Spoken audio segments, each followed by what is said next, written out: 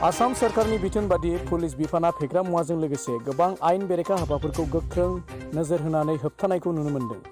बे समावनो क'क्राझार जिल्लानि गसाइगाव महकुमानि पुलिस थानानि सिङाव थानाय 31 नं राजा लामायाव थानाय नागा चेकिंआव मोनसे स्रोद खौरां मोननायनि गेजेरजों गसाइगाव पुलिस बिफाननि मोनसे दोलोआ सिग्रोमो आरो बेनि गेजेरजों गंसे गारिजों 4 सुबुंजों लोगोसे 80 गं बथलनिबो बांसिन कफ सिरापफोरखौ बोखांनो हायो।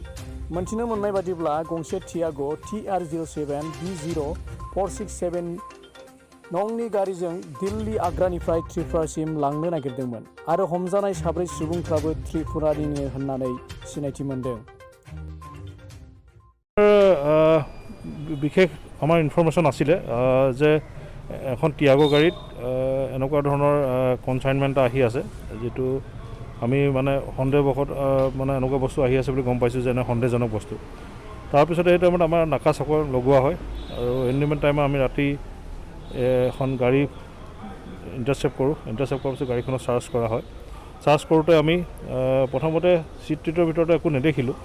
যেতিয়া ছিটৰ কভাৰৰ ভিতৰৰ ফালে যিটো ছিট থাকে বেক ছাইডৰ ভিতৰৰ ফালে ছিটৰ ফালে একদম চেপি পিনে ভিতৰ যিটো ধৰিব নোৱাৰা মানে চিলাই কৰি পিনে এনেকৈ তেওঁলোকে কনচিল কৰি পিনে লৈ আহিছে পেকেট। প্ৰায় তেনেকুৱা পেকেট আমি 8টামান পাওঁ। 8টা বজাত তাতে প্ৰায় প্ৰতিটো 10টাকৈ আছিলে। খুলি চোৱাত দেখা যায় যে এইটো ফেঞ্চি অইল হয়, যিটো তেওঁলোকে কফ চিৰাপ বুলি লেখা থাকে।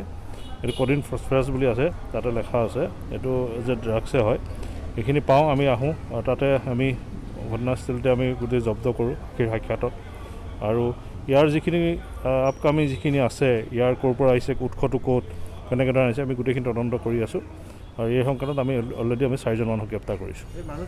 অলৰেডি ত্ৰিপুৰাৰ হয় আৰু তেওঁলোকে এইটো আগ্ৰাৰ পৰা ত্ৰিপুৰালৈ লৈ গৈছিলে। সেইটো কাৰণে ত্ৰিপুৰাৰ গোটেইকেইজন মানুহ ত্ৰিপুৰাৰ হয়। আমি সেইটো কাৰণে সোধপোছ চলি আছে আৰু লগতে আপোনাৰ যিখিনি আছে ইনভেষ্টিগেশ্যন জনাম।